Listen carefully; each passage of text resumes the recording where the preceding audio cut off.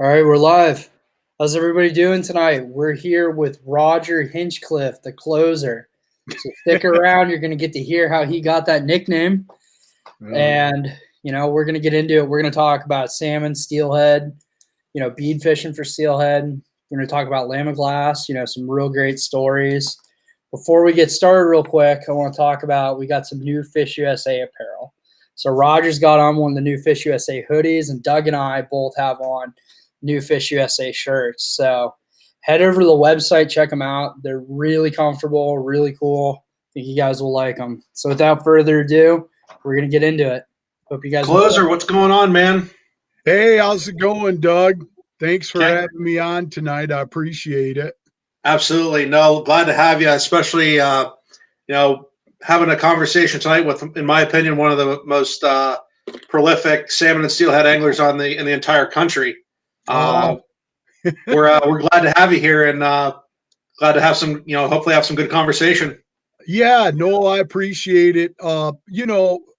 My kids are the ones that talked me into getting into this social media thing about 7 years ago, and I actually fought them on it. I had already had my blog and all the other stuff I did, but this technology thing is pretty cool. I just think it's kind of cool.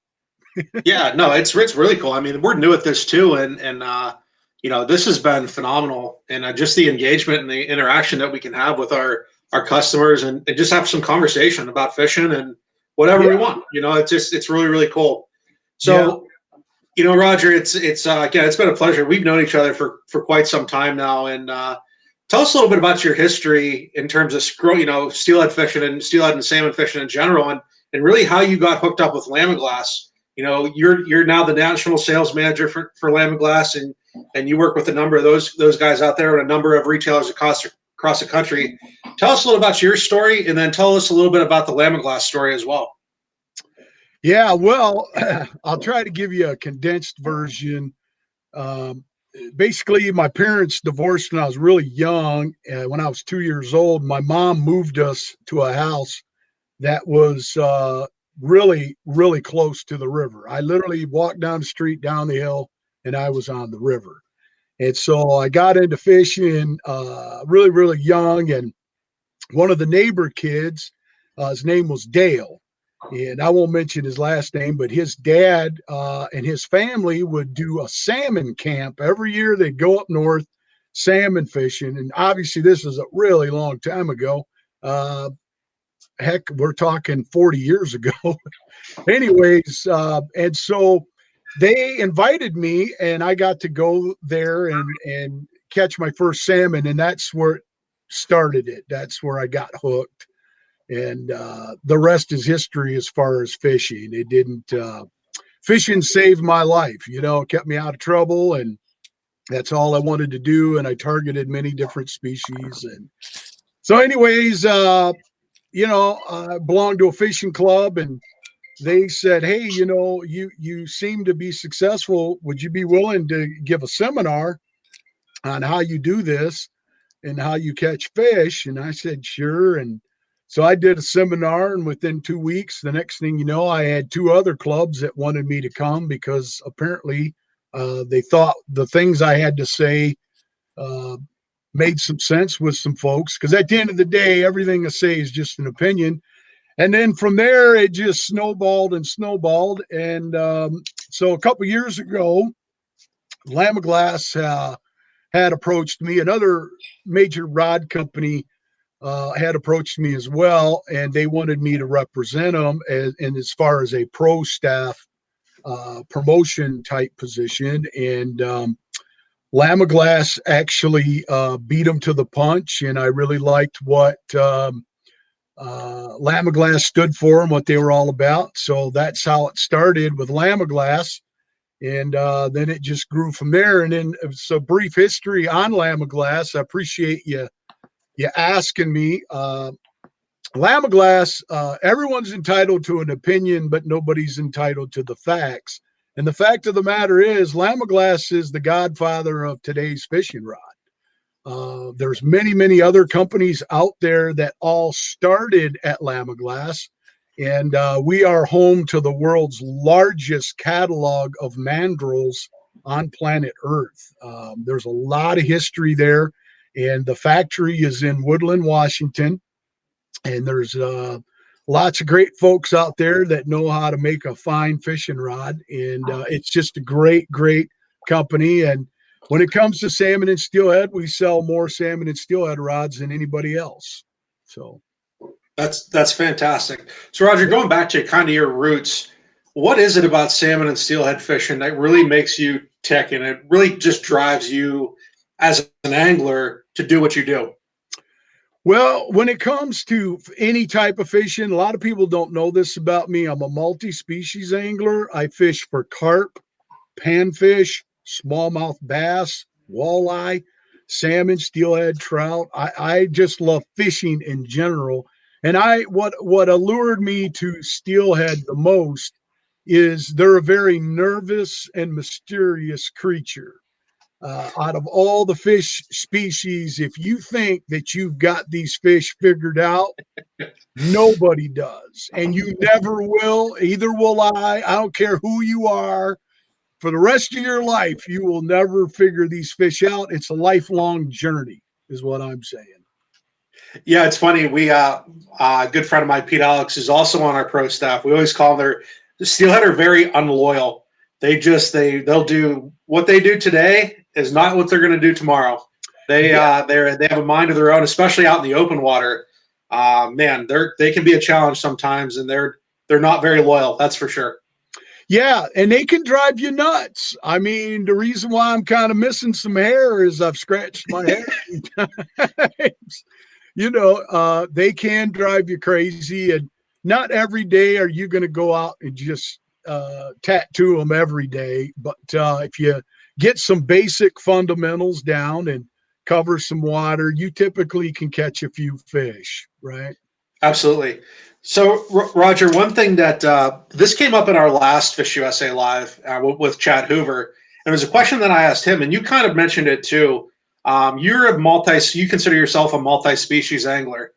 Yeah. Does fishing for different species kind of make you a better fisherman? You know, with what you do the most, which is steelhead fishing. How do you think that plays? You know, as you go fishing for panfish, how does that play into what you do for steelhead? What do you learn? You know, fishing for one species versus another.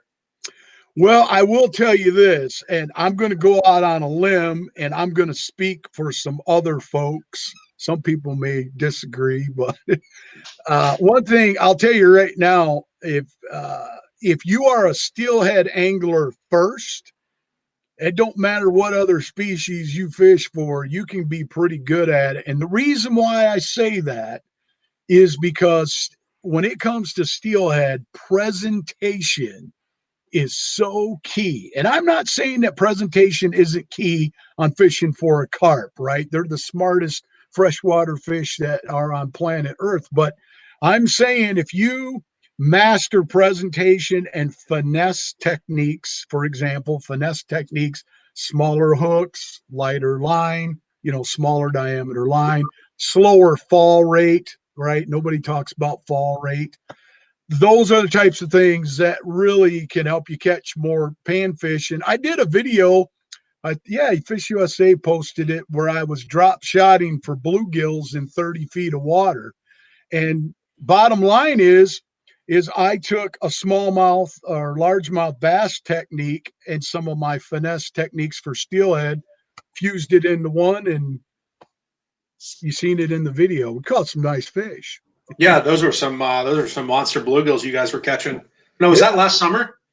Yeah, it was it depends. I can't remember. I fished in July and I fish in October for the big bluegills. And if the governor's going to let me go fishing again and I could take a motorboat out, I'll probably go chase some big bluegills in June or July. Right on. Yeah. So before we keep going further, let's make sure we get some questions in for Roger and anything. Well, let's talk. This is all about you guys and what you guys are after.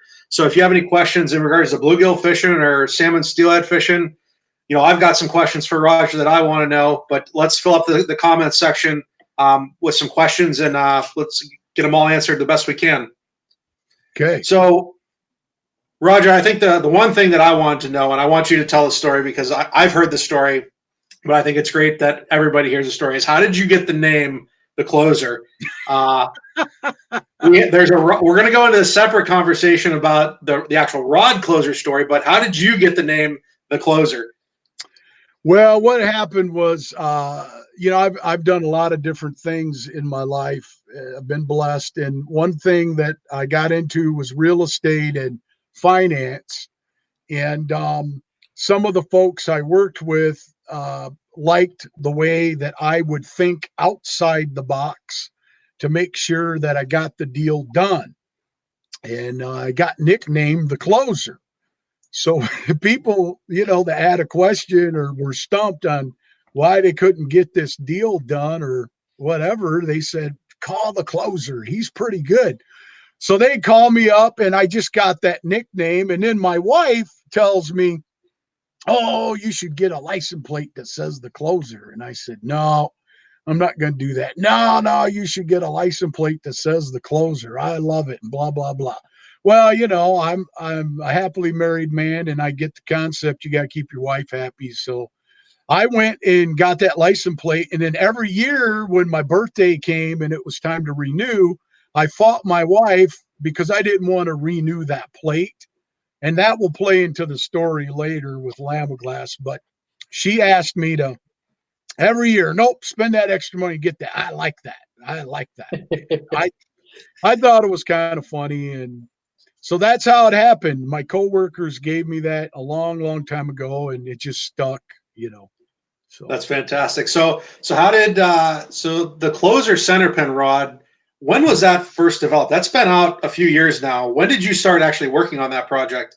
The project I started in 2016, and the rod wasn't released until 2017. And so it took a lot of work because it was my first rod project with Lamiglas. And while we were working on the project, I'll give you the story on how it got named that. So we were all trying to come up with what were we going to call this series. And originally, a buddy of mine had suggested that I call it the Excalibur series, Rule the Water, stuff, something like that. We had all kinds of names on a list, and the CEO of Lamiglas flew out to meet with me in Grand Rapids. And after our meeting, we were walking outside we were going to go have some dinner, and he walked up to my truck and saw my license plate. And he goes, oh my God, that's it. We're going to call it The Closer. I started laughing. I'm like, you got to be kidding me, right? And I didn't really take him serious, Then he took it back to the West Coast, had a meeting with all the fine folks at Lamiglas that were working with me on this rod project. And they all said, oh my God, we love it. And that's how it became The Closer. That's funny. So the moral of the story, though, that I wanted to tell you was, if I hadn't listened to my wife and I would have got rid of that license plate, he would have never even known that I had that nickname. So it's just kind of funny, right? That's very funny. Yeah. One thing that you mentioned, when you were talking about rods is, how long it takes to actually develop a rod. I don't think that's something that everybody truly understands, how you don't just, wake up one day and make a rod. What type of work goes into, tell a little bit about that and spend a little time, the whole processing of rods, because I want to make sure everybody really understands how much work goes into not just building a rod, but mass producing rods. It's not just a week project. It can take several months to even years. That is correct. That's what a big misconception is. People think that you just cut out the pattern, you roll it up, throw it in the oven, and boom, you got a rod. And yeah, you got a rod, but did you get the right rod? And is it going to perform the way you want. So the first step is what's called a deflection board. And what we do is we will take our sample, see where we're at on the deflection board, and what we like about it, what we don't like about it, what we'd like to see improved. Then we have to go back and we have to, cut the pattern or change the graphite blend or the tonnage or, resin, all these different things that impact how a rod performs and behaves. And then once we get it to perform where we want it, that's where the process can take so long, because if we didn't have the right mandrel, then we have to order that, right? We have to call a shop and have the right steel mandrel made for what we're trying to do. And that's where a lot of that process can eat up a lot of time. And then once you've got a series of samples, then what I did, like on the closer, is I had on the first rod project, I had a lot of focus groups that I met with, and I gave them the rod. I had them pull on the rod. We, loaded it up. I told them to bring your favorite rod. And, we just do a lot of homework that way. And then we give those samples to our team members, our pro staffers, our guides, our ambassadors. Hey, fish this rod and give us some feedback and let us know. And all of that data collection, all of that feedback takes a lot of time. And then once you've finally said, yes, this is what I want, this is what we wanted, we've achieved that, then you got to try to get the components, right?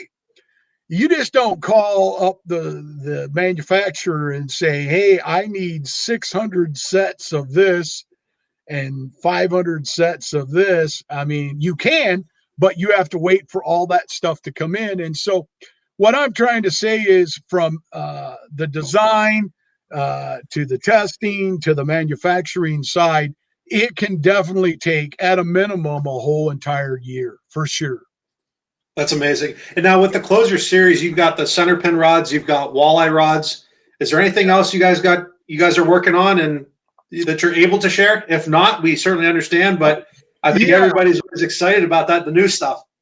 Yeah, well, I can't tell you anything at this moment because I don't know if I can share anything.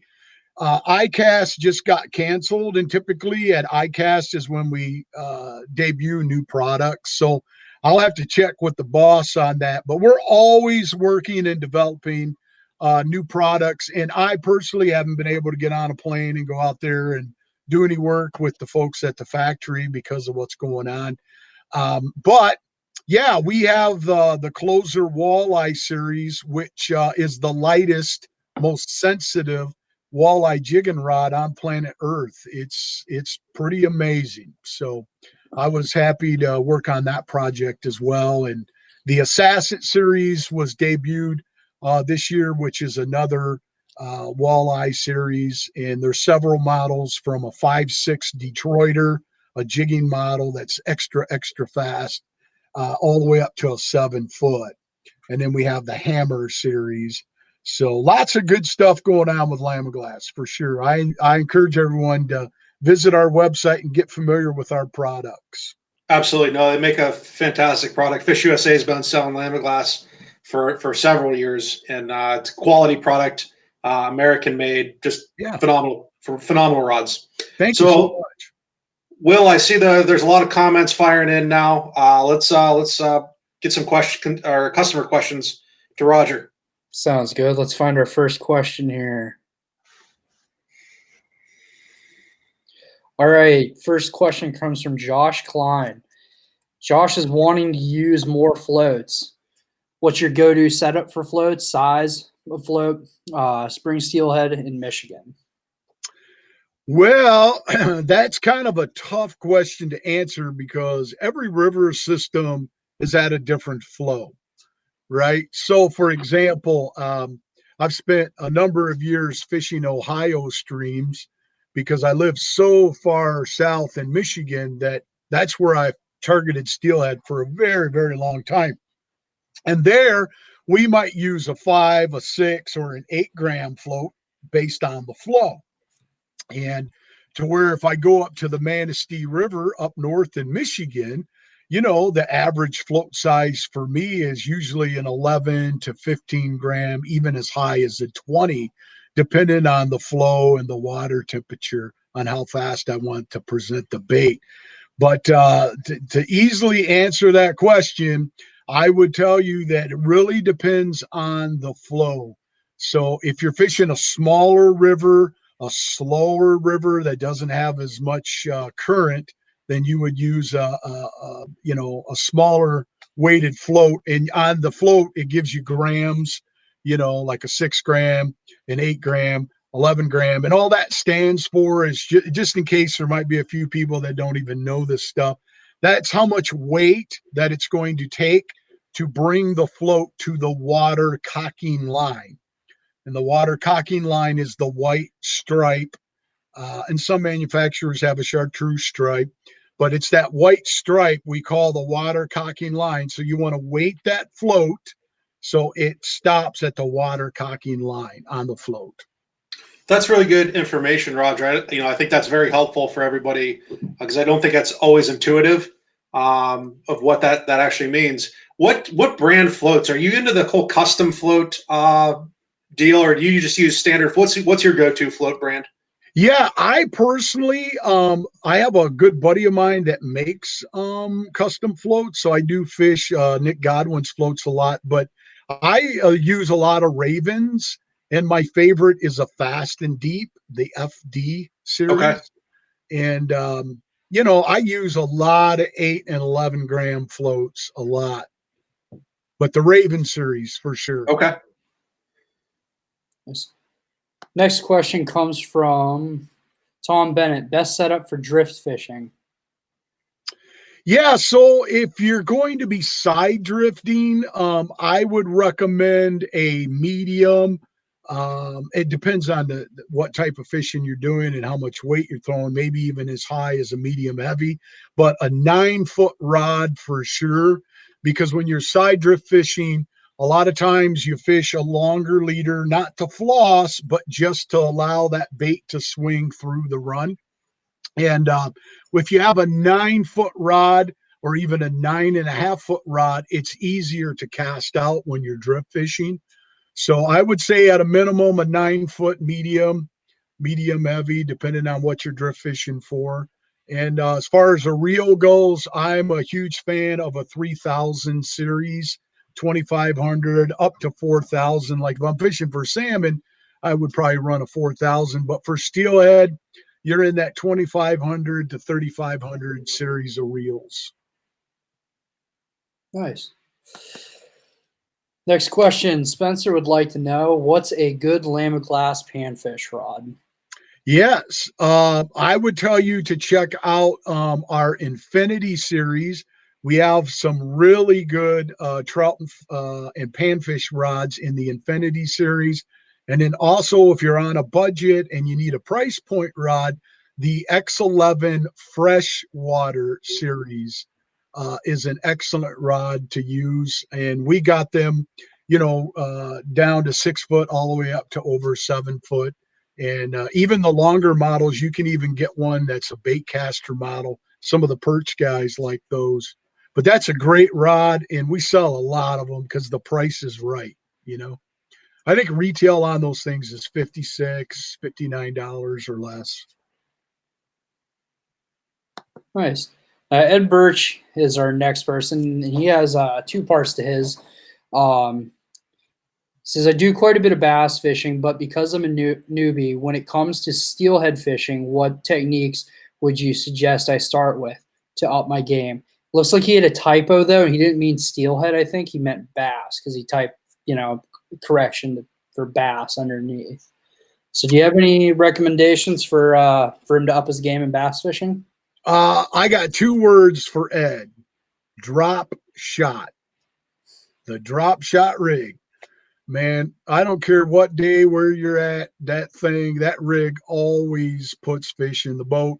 And basically a drop shot rig is your weight's on the bottom And then this is where you play around with it. It can be 2 inches, 6 inches, 10 inches, a foot, or even higher off the bottom. And you actually tie your hook right into the line. And then a lot of times we'll nose hook the bait right through the nose to really give it a lot of action. But in colder water, I kind of fish that a little bit different. That's a different story. But to make it quick and easy, it would be a drop shot rig. Nice. Next question comes from Jim Roca. How about a spiral wrap casting rod? Yeah. Well, is it Jim you said? Yep. Yeah, Jim, let me just tell you, it's coming. Nice. That's all I can say. Nice. That's exciting. Yeah. Well, yeah. That's really exciting. We got some more in here. Chad would like to know, does bead buoyancy matter? Absolutely.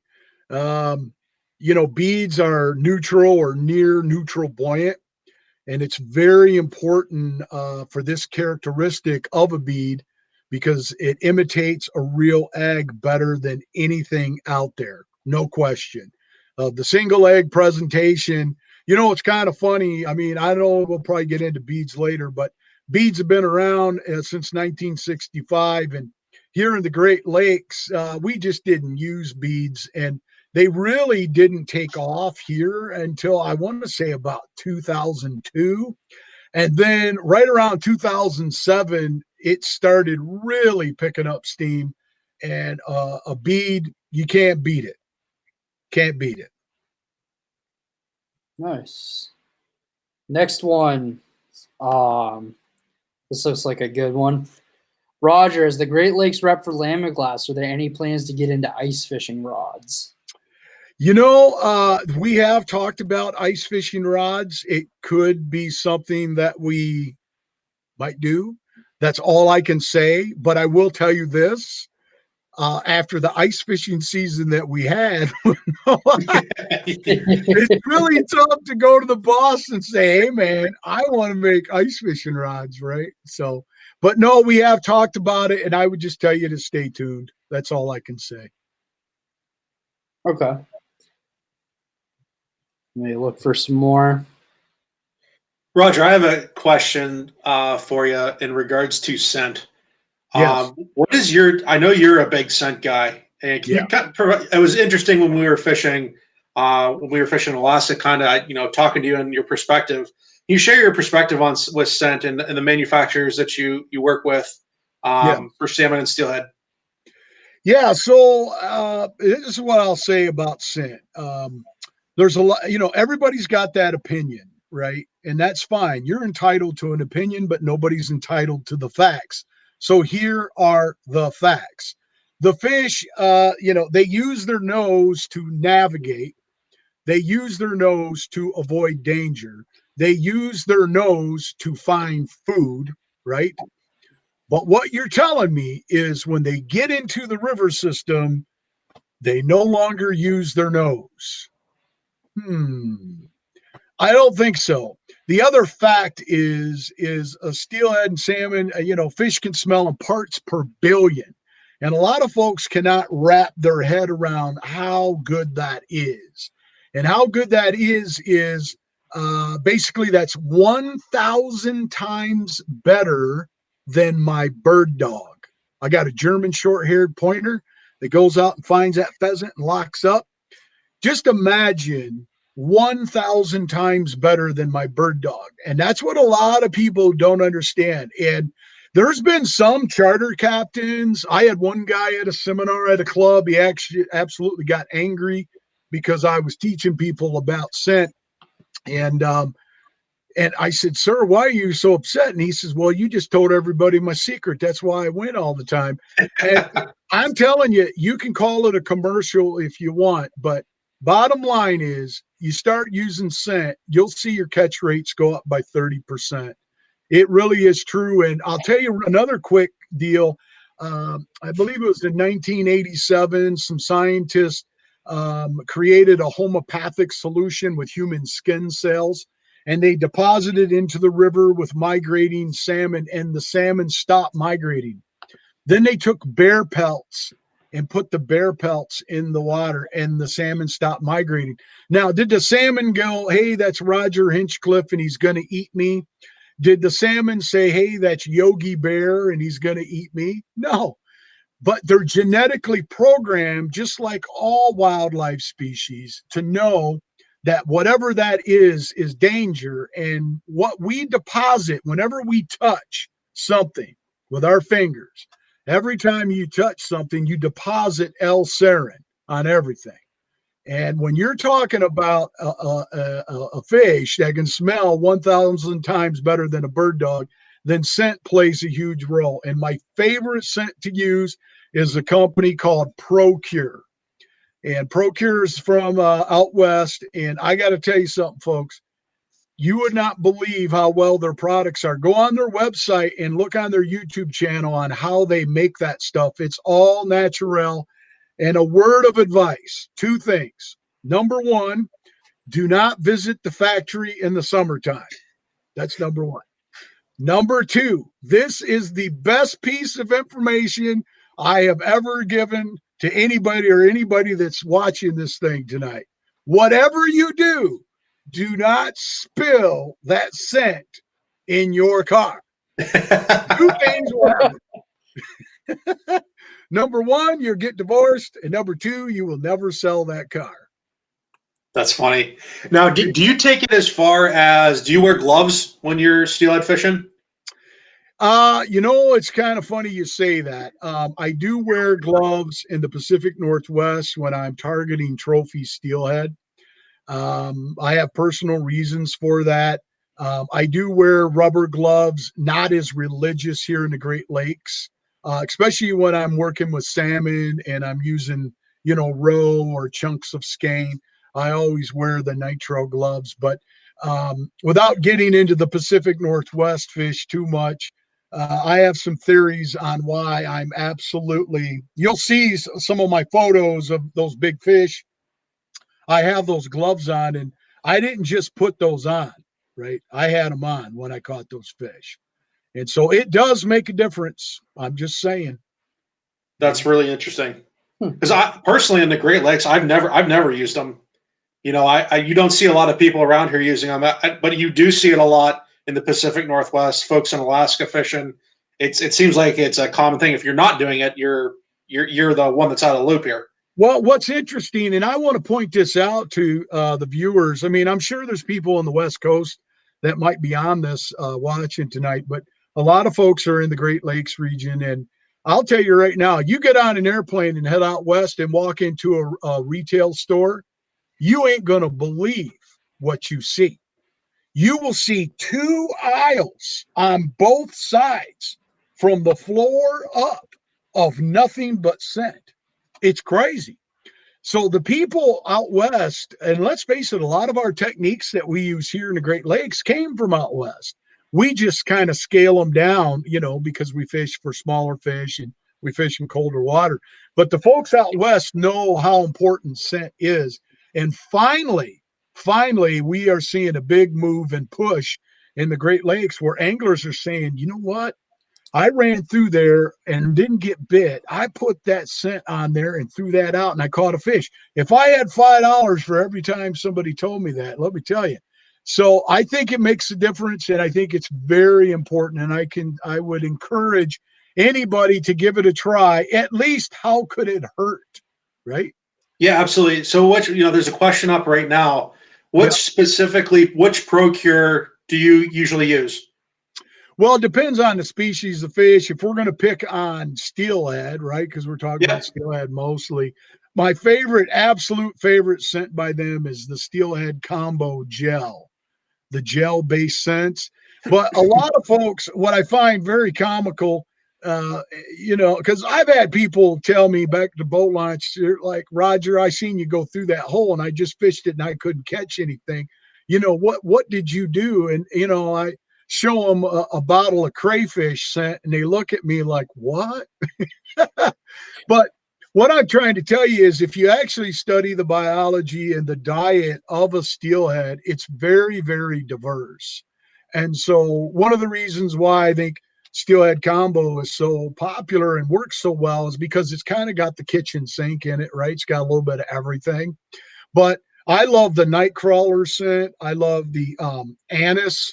You know, anise does work really well for steelhead. Sometimes I think it can repel steelhead depending on the conditions. But I love anise. I love, shrimps, anything shrimp, gel, oil, steelhead, love that stuff. You know, they have so many, they sell more scents than any other company on planet Earth. So I encourage folks to check ProCure out. One last question I have on scent is, do you think there's a point at which you can use too much scent?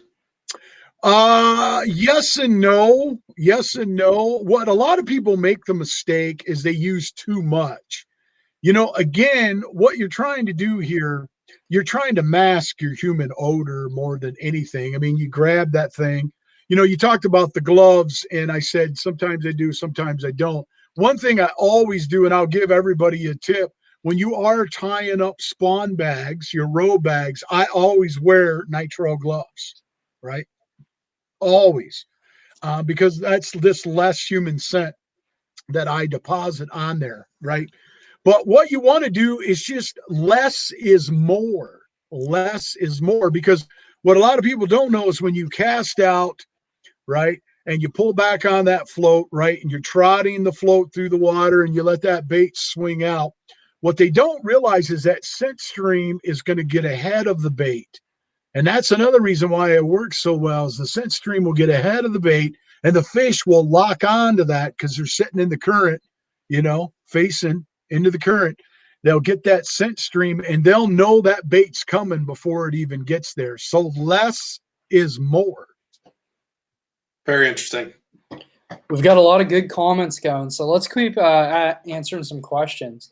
Nick Taylor, Pro Shop Manager, though, he wants to know, first up, what's up, brother? But he wants you to talk about egg sac, size, color, cured or not. Oh, man. Well, see, the problem with this is, like, I give seminars, I can talk a whole hour on this subject. As a matter of fact, when it comes to curing eggs, I could probably talk for 2 hours. I mean, it's quite the deal. But one of the things that a lot of people don't realize is, and I did let some nuggets out because I am working on my book. And it was a podcast with a magazine, and it was entitled Steelhead Don't Wear Sunglasses. And boy, oh boy, did my messenger I just blew up, because what I said is not what everybody has been taught over the years. And so I'll give you this: color, size, profile, depth. If you master those 4 things, you will be a river ninja, period, end of discussion. So let's talk about color, size, profile. So color, steelhead are the most color conscious fish on planet Earth, period, end of discussion. If anybody wants to disagree with me, I will fight you to the bitter end until I die, that they are the most color conscious fish on planet Earth. And here's a nugget of information: if the bite slows, change color. If the bite slows, change color, period. And so if you go and talk to any steelhead fisherman, right, and you were to look in their container of spawn sacks, you're going to always find these 2 colors. There's another 2, but these will be the 2 colors you always find, and that's pink and chartreuse. Pink and chartreuse. And both of them are excellent, excellent colors, right? And most people don't really understand why those colors are so popular to steelhead. So steelhead can see in 24 different colors. The steelhead can see just as good as you and I. But where we got them is depth perception. That's where we got them, right? And so what happens is, if you look at those colors and the color orange, we'll pick on that one as well. These are very popular steelhead colors. It's been known to all steelhead anglers through the years. The reason why they're so popular is because they're naturally naturally have UV properties. They naturally have UV properties. And so when it comes to steelhead, I'm a huge fan of UV. UV. So early morning, overcast days, I absolutely love anything that has UV in it, right? I fish a lot of UV. Now, as the day progresses, I'll switch over to a white. As the day gets later in the day, I'll use white. I'll use peach. I love to use blue. I use black. Yes, I said black. Another color that it cracks me up. Nobody runs it very often is red. A red spawn bag. The color red is a fish exciter. It excites fish. So I don't care what species of fish that you're fishing for. Red is a fish exciter. That's why you'll see a lot of baits with the little gill plates or a little red or the bleeding red treble hook, etc. Red is a fish exciter, especially in low clear water during the wintertime. So that's as easy as I can condense it for colors for you, because again, I could spend a whole hour on that. The next thing we're going to talk about is profile size, right? And so in that interview, I let it out. Steelhead don't wear sunglasses. And if you know of a steelhead that wears sunglasses, give me a call. And so here's what people say. You get back to the boat launch and they say, well, if it hadn't have been a bright, sunshiny day and it would have been overcast, I could have caught more fish. No, if you would have been using a larger profile size, you would have caught more fish. So the easiest way, without getting really too specific and scientific on folks, to condense this down to keep this moving. If you were driving in the sun, facing directly in the sun, can you see? No, you got to have sunglasses. Well, the steelhead don't have the sunglasses. And if I took a basketball and held that up in the sun, you could see it. If I gave you a ping pong ball and you held that up, you're not going to be able to see that as well. And that's what people don't understand. On bright, sunshiny days, larger profile size is the way to go. Just my opinion. That's really interesting. That is extremely. I can't say I've ever heard that theory, but that is it makes a lot of sense. Well, and that's the thing. I mean, a lot of things that I've said through the years, a lot of people don't agree with, and that's fine, man. Whatever, fish however you want.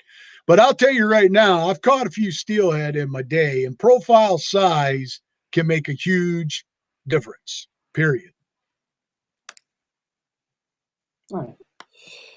Next question is a little bit of clarity from Ed Birch. We had it wrong. He did want to know what he can do to step up his steelhead game. All right. So I would tell you to start float fishing, Ed, with a float and some split shot, a swivel, fluorocarbon leader to a hook, and then the bait of your choice, be it a spawn bag or a jig with a wax worm or even a rubber worm. I'm a huge fan of rubber worms. But a float fishing, man, it's tough to mess that up. And what you want to do is make sure you get your bait, the depth set. Depth is so crucial. Depth is so crucial. So I'll give everybody a nugget of information. Basically, look for the stutter. Your bobber should have a stutter. If your bobber's not stuttering, you're not in the zone, because steelhead are 8 inches off the bottom 90% of the time. There's only one other time in a river setting, I'm talking river setting, that these fish aren't right on the bottom. And I'm talking about in the Great Lakes, because it's different out west, and that's another story. But during the Great Lakes, during the drop back phase, which we're now starting to go into right now, them fish can be 2 feet off the bottom, actually. But 90% of the time, you want to get that bait in the zone, which is in the bottom. So set that bobber deep. And when you let it go down the run, you want to see it stutter every once in a while, just a little stutter, right? If it hangs up and, does this or that, then you're too deep and you got to adjust it. But it's a game of inches when it comes to steelhead, in my opinion. So float fishing.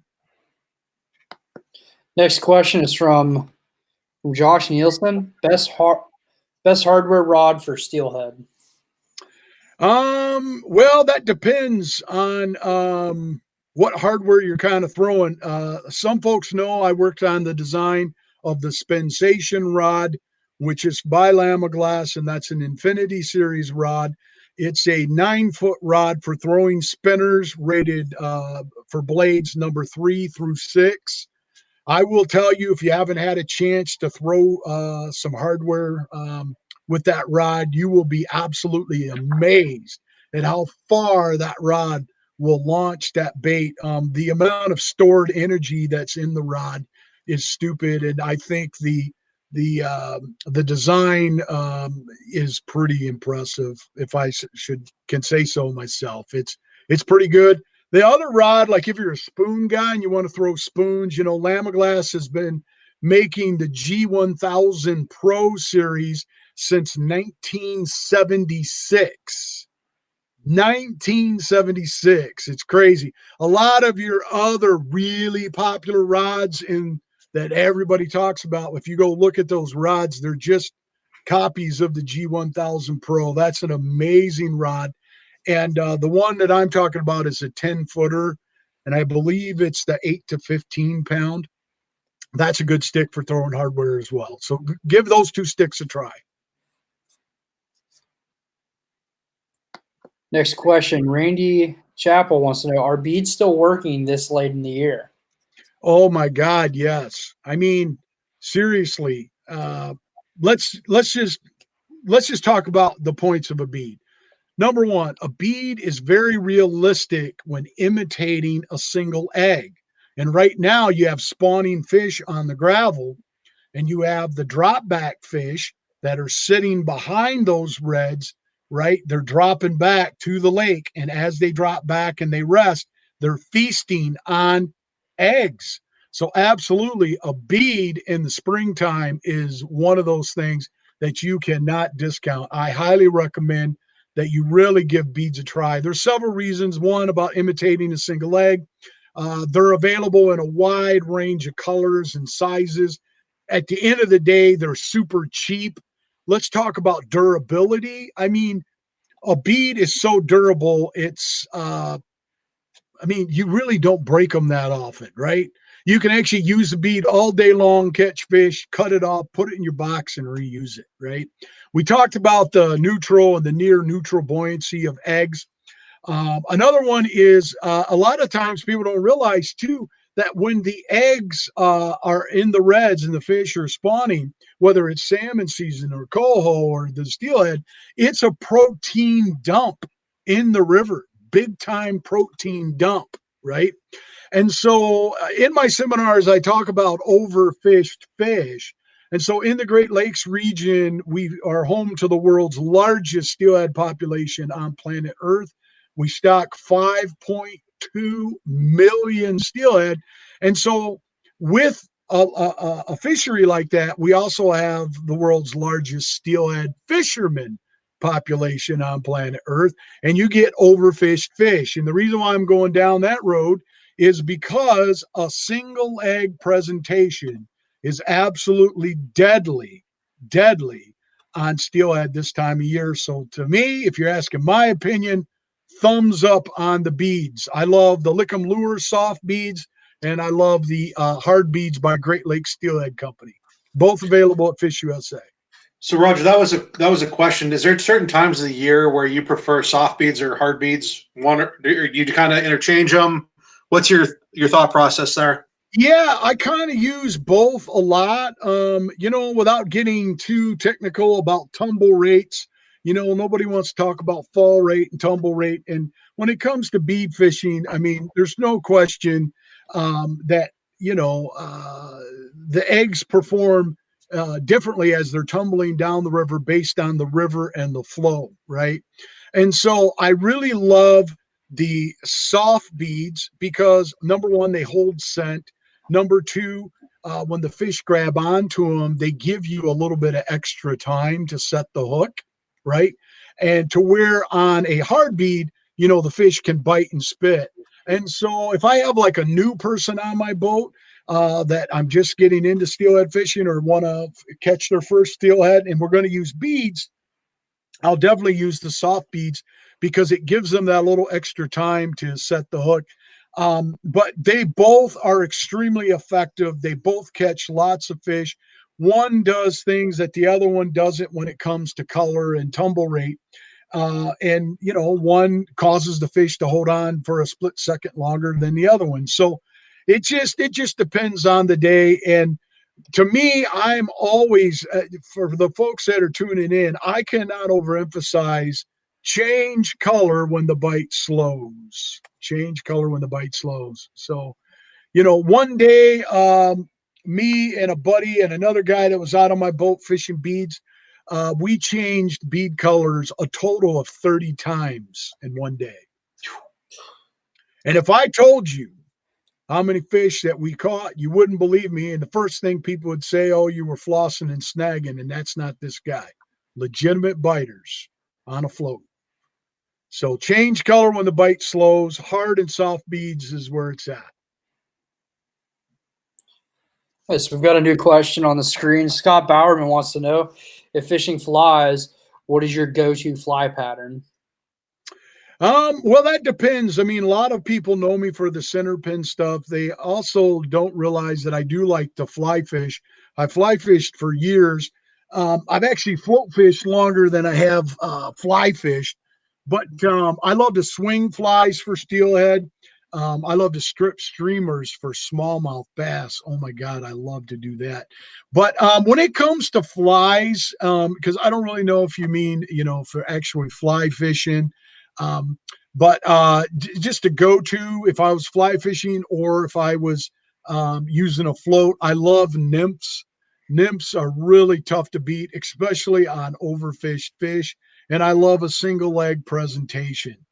If I was to indicator fish with a fly rod, I would probably use a single leg and some type of nymph.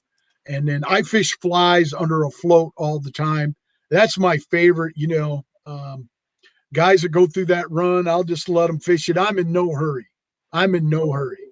And when I get into that run, the first thing I'll do is pull out something very buggy, something very small, something that they haven't seen, because, steelhead do have memories, and that's another seminar and subject. And so sometimes, I mean, it's tough to beat a bug underneath a float or an indicator. No question. Got an interesting question here. It says, I fished all over Michigan for steelhead. What's your favorite Great Lakes tributary for steelhead? Oh my God. I got to answer that. Well, I would probably say the Manistee River. The Manistee River is world famous. It gets more angling pressure than any other river in our state. And what can I say? The Manistee is a magical place. Love the Manistee. I wish I could get up there more. And if I could do a shameless plug on my river cleanup, I do a river cleanup. I do 2 of those every year. One I don't chair, but the Manistee River cleanup I do. And this year, I believe it's July 20th on a Saturday.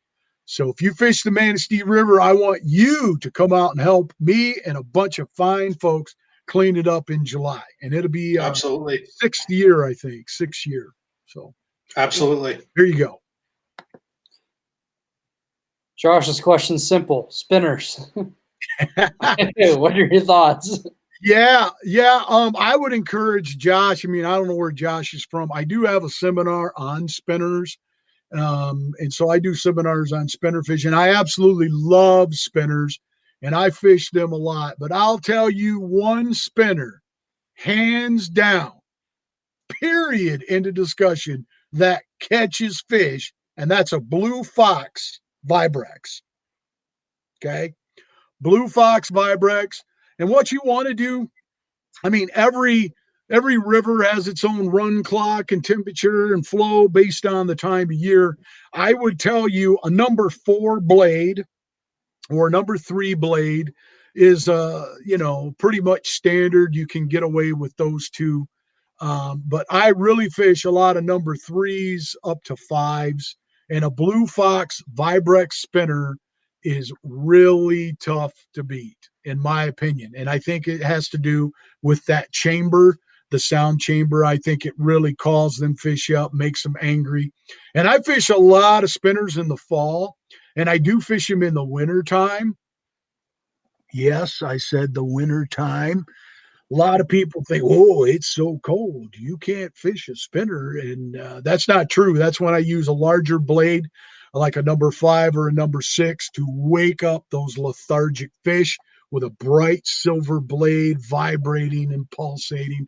And that's another story. But I would tell you a Vibrex spinner, tough to beat. Chad would like to know, what's your favorite spoon to flutter? Oh, geez, man. I love a lot of spoons. I mean, Acme makes great spoons. And obviously you want to base, it's, little Cleos. I mean, it kind of depends too. I mean, if I'm fishing off the pier, I like a lot of different types of spoons. Some spoons that I fish, I ain't going to mention because you can't get anymore. But anyways, I fish a lot of different spoons, but those two would be my two favorites. And then obviously the weight and size based on the conditions and color. Always experiment with color. Remember, steelhead, color conscious fish, man. Very color conscious. We've got another color question here from Juan. Best colored jig for steelhead any time of the year? Oh, man, that's so tough to answer that because immediately there's two colors that come to mind. I'm a huge fan of voodoo jigs, and I'll tell you right now, for Erie steelhead, I'm talking Erie steelhead because I've fished all over North America for steelhead, and I would say for Erie steelhead, a white jig is tough to beat because it is a natural color, right? But the other color that I have to mention, no matter where I went, so let me rephrase that. So no matter where I go, a black jig is tough to beat. But for Erie steelhead tribs, man, it's tough to beat a white jig. But anywhere else, black for sure. White and black jigs, tough to beat. Obviously, anything with pink, on those jigs is good. Other colors. Hope that answers your question. That's it for questions for now. We're running short on time, but do you got anything else that you wanted to talk about, Doug? Anything else you wanted to get into? I guess, Roger, the final question I wanted to ask you is: are you seeing any new trends in steelhead fishing that we could talk about? Anything up and coming that people might not have heard before? What comes to mind? And what are you hearing? What are you seeing? What are you out there trying? Well, I mean, when it comes to products, right? I would have to say that the centerpin fishing game has really gaining steam.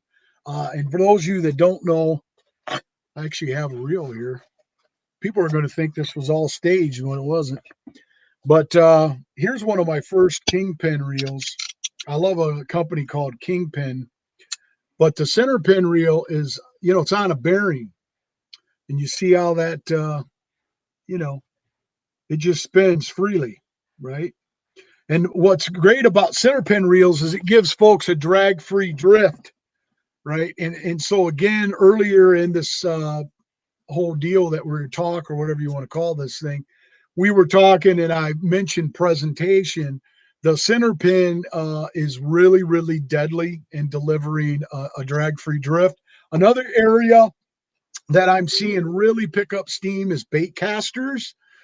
Bait casters work really well for float fishing.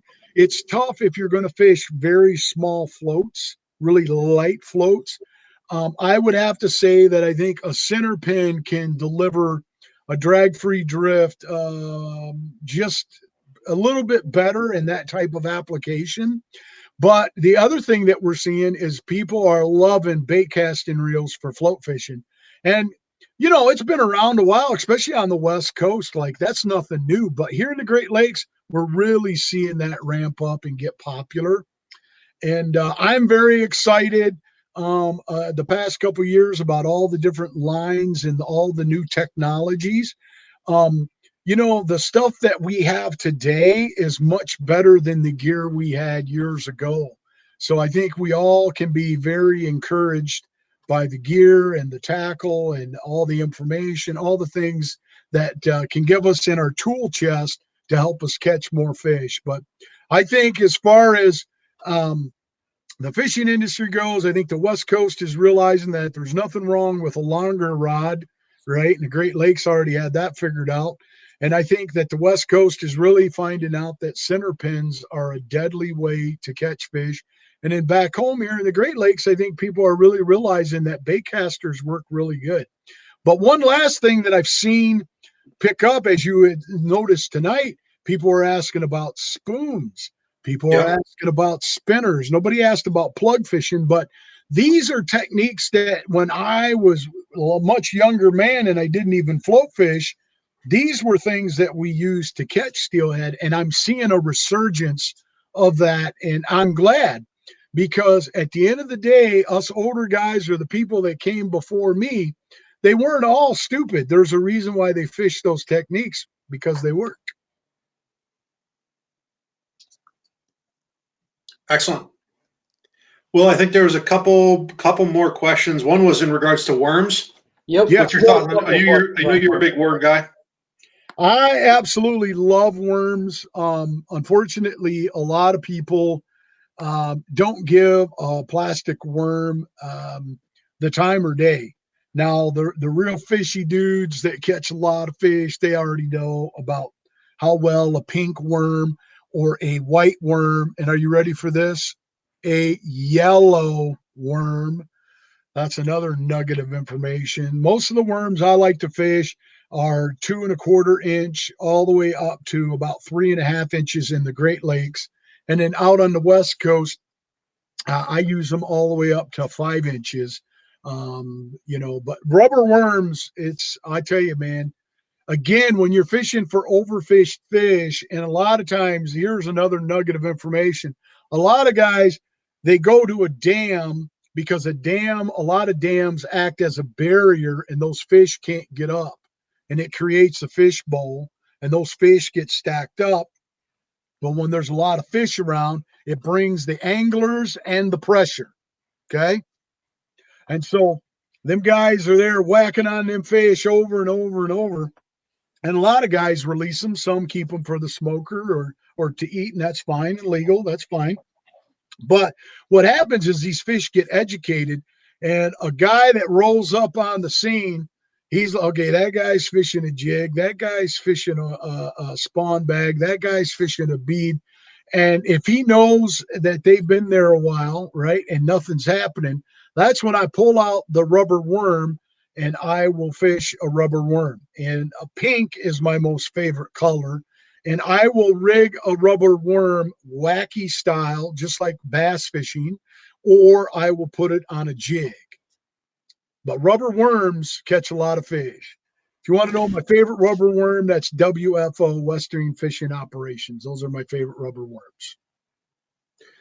Nice. The last question I see here is when's your book coming out? I'll be honest with you. I travel a lot, doing seminars, and I do work. If you think I'm not working and all I do is fish, you're wrong. I do have a wife and a family, and so I'm trying to get it done. I got a guy that I'm having try to help me get it done. I've went to the voice recorder thing, and I'm just trying to get it done because a lot of people want it. And I would love to finally get it done and dump all this stuff that I have and put it in paper, drop the microphone and say, hey, here's my book. Hope you enjoy it. And I'm going fishing. Awesome. Now we're looking forward to it. Yeah. It'll definitely be a good one. So I think that's a good spot for us to close at. Doesn't look like any more questions have really come in. Okay. So Roger, tell everybody where they can find out more about you. Plug your social channels right now. Yeah, I appreciate it. I operate 2 Facebook pages, Steelhead Manifesto. The group page we have almost 30,000 members. And then on the other one, which is just a funny meme page for fishing memes, I've written over 4,000 different memes, which have ended up on t-shirts and bumper stickers. That's another story. But that again is Steelhead Manifesto. And then obviously on Instagram, we allow anglers, if you have salmon, trout, steelhead, any nice fish, if you would like to hashtag us on Steelhead Manifesto on Instagram. If we get a chance, we'll definitely post your photo. We can't post them all because we get so many every day. And then my website is currently under construction still. It's almost done and up and back running, but that's steelheadmanifesto.com. Nice. Yeah, a lot of people in the comments now thanking you for joining us tonight, and we certainly appreciate it too. It was definitely a good one. I appreciate that. Like I said, I didn't say this. I say it at my seminars. I don't profess to know everything. I don't profess to be a professional.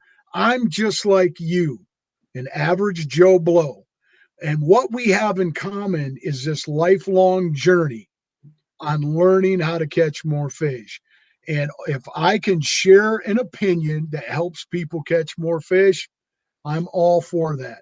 Whether you love it or hate it, I'm just here trying to help folks, and I want people to get out and enjoy the great outdoors. That's awesome. We appreciate that, Roger.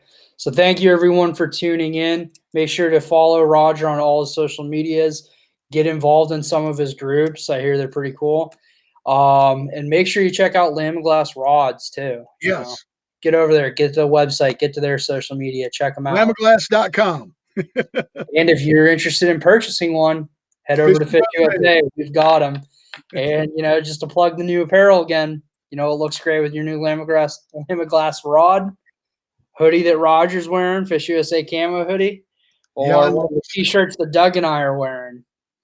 So head over to FishUSA, check everything out. We appreciate everyone tuning in and asking questions tonight. We'll see you next week. We're moving the show now to Monday, so it's going to be every Monday at 7 p.m. Eastern. So we look forward to seeing everyone then. Until then, see ya. See ya. See ya. Fish on.